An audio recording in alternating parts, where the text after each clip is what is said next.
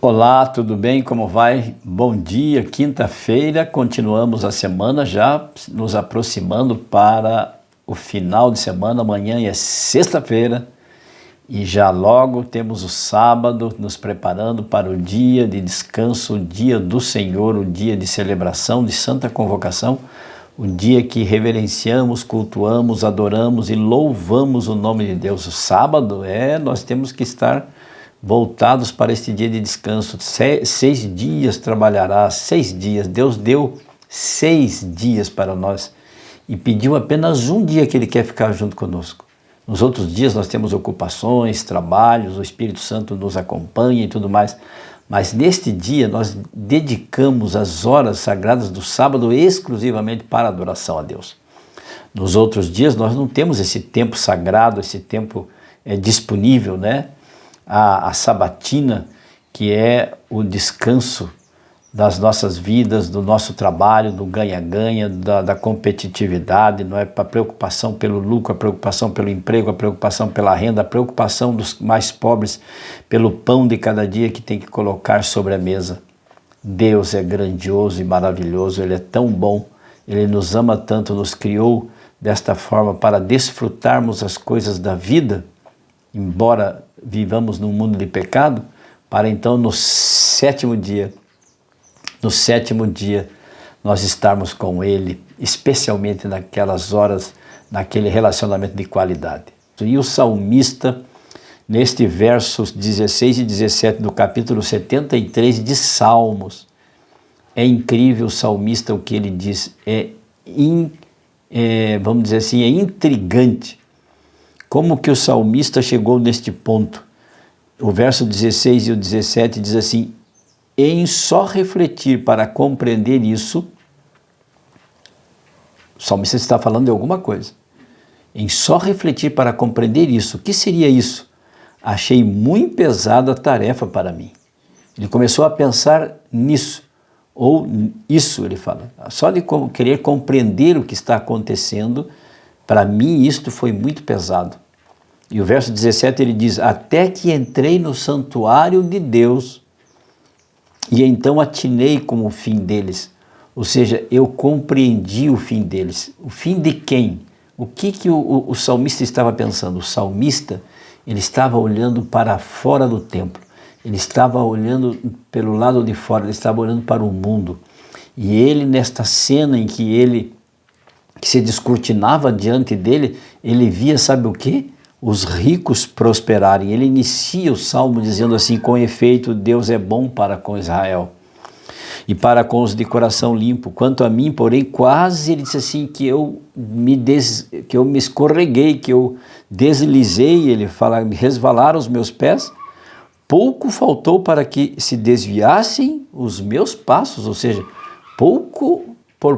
muito pouco, eu quase que deixo os caminhos do Senhor, caminhos que ele apreciava. Por quê? Porque ele começou a olhar para os arrogantes, pois eu invejava os arrogantes ao ver a prosperidade dos perversos. Ele começou a olhar o mundo e ver as pessoas más, as pessoas de mau caráter, as pessoas desonestas, corruptas, que prosperam.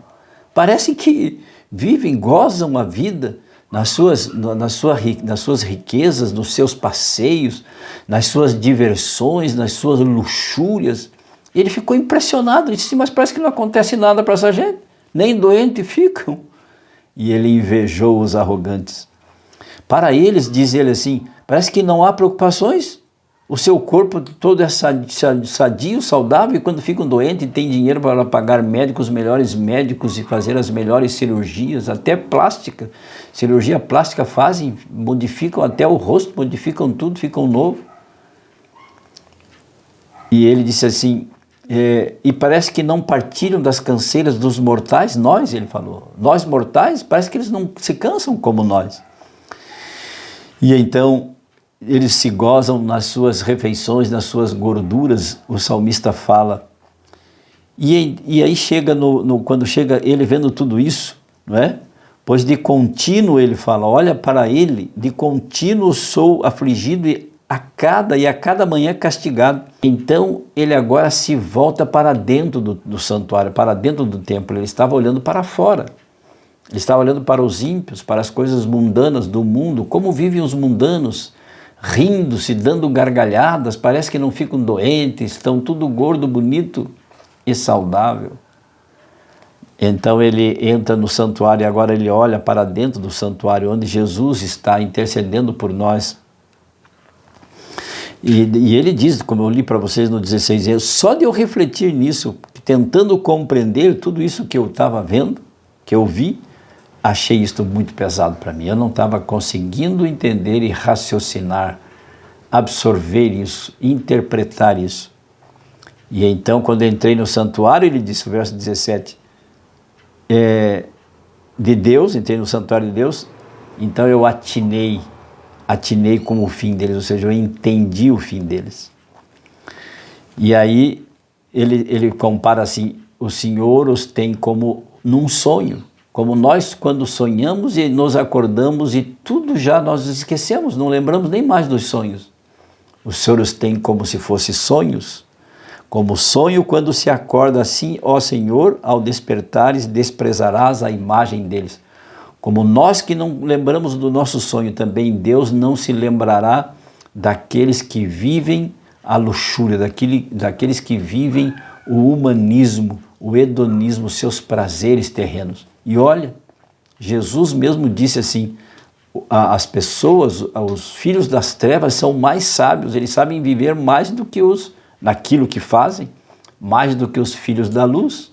Os filhos da luz que deveriam desfrutar da glória, da beleza, da clareza, da lucidez, das maravilhas e dos encantos celestiais prometidos por Jesus e olhando para a cruz, vendo e antevendo o que irá acontecer lá na frente, o nosso horizonte é muito melhor, as esperanças são muito maiores, os nossos sonhos são os sonhos de Deus e não os sonhos pequenos deste mundo limitados e finitos.